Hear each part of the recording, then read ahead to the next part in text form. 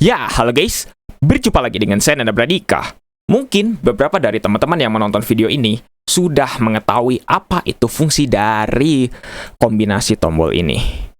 Oke, tapi ternyata tidak sedikit juga dari teman-teman yang baru mengetahui kombinasi dari tombol ini pada Windows dan juga apa sih sebenarnya fungsinya, mungkin sampai bertanya-tanya gitu ya. Oke, pada video kali ini saya akan bahas.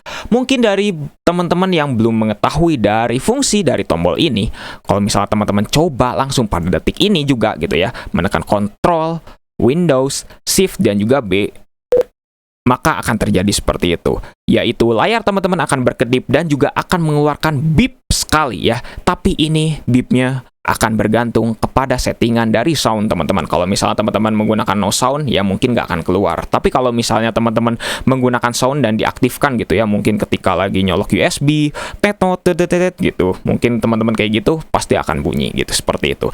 Lalu apa fungsinya sebenarnya dan seberapa penting fungsi dari kombinasi tombol ini? Oke, mungkin beberapa dari artikel yang mungkin kalau misalnya teman-teman mencari di internet, di Google gitu ya, dan juga mungkin dari YouTuber-YouTuber yang lain, itu mengatakan kalau fungsi dari kombinasi tombol ini adalah untuk merestart graphic driver teman-teman, atau mungkin bisa dibilang adalah merestart driver dari VGA teman-teman. Tapi apakah itu benar? Oke, di sini saya akan jawab ya. Jawabannya adalah tidak benar sama sekali. Karena kenapa? Karena kombinasi dari tombol ini sebenarnya hanya merefresh, bukan merestart. Itu yang pertama. Dan yang kedua adalah bukan merestart dari driver VGA, tapi merestart dari sebuah file yang penting banget untuk GUI atau Graphical User Interface dari Windows, yaitu adalah Desktop Window Manager. Oke, jadi sebenarnya kalau misalnya teman-teman lagi mencoba untuk mengaktifkan atau menggunakan kombinasi tombol ini, maka yang ke-refresh ya, ingat, yang ke-refresh adalah file ini, Desktop Window Manager. Nah, mungkin kalau misalnya teman-teman penasaran apa itu DWM atau Desktop Window Manager, silahkan bisa tonton saja video saya mengenai Desktop Window Manager di kanan atas ini ya. Oke, saya sudah buatkan itu videonya agak lama gitu loh ya. Oke, nah jadi bisa dibilang Desktop Window Manager ini fungsi yang sangat penting bagi GUI teman-teman, terutama bagi desktop teman-teman. Jadi, kalau misalnya teman-teman lagi mengalami black screen, atau mungkin layarnya tiba-tiba nge-freeze, atau mungkin teman-teman ketika CPU-nya 100% dan itu disebabkan oleh Desktop Window Manager, maka teman-teman bisa langsung saja mengaktifkan dari kombinasi tombol ini. Seperti contohnya seperti ini ya, Ctrl, Windows, Shift, dan juga tombol B. Akan seperti itu.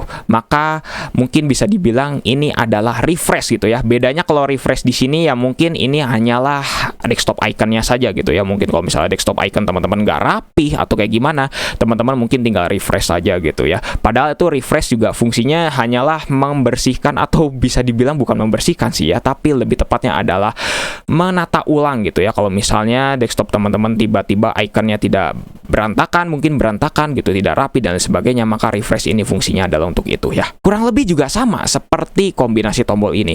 Fungsinya hanyalah merefresh dari Desktop Window Manager. Jadi kalau misalnya teman-teman beranggapan ini merestart dari VGA teman-teman, jawabannya adalah salah.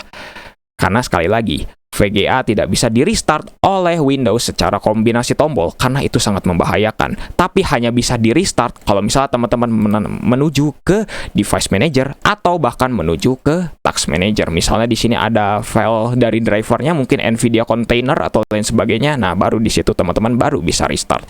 Tidak bisa di-restart melalui kombinasi tombol.